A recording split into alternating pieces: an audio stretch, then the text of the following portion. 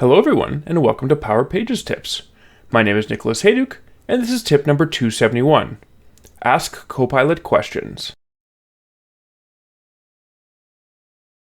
In our last tips, we looked at how in the Power Pages Design Studio, we can get Copilot to build the content of our site or build us a color theme.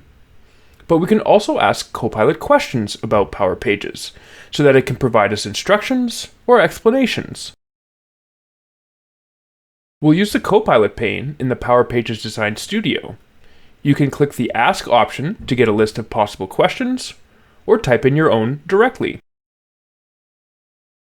In order to have Copilot answer your questions, you need to let it use Bing Search. You can enable Bing Search permanently via the button on the bottom of the Copilot pane, or you can do it per question or per chat session when prompted after you enter your text. You can only use the Copilot pane in the Power Pages Design Studio to ask questions about Power Pages.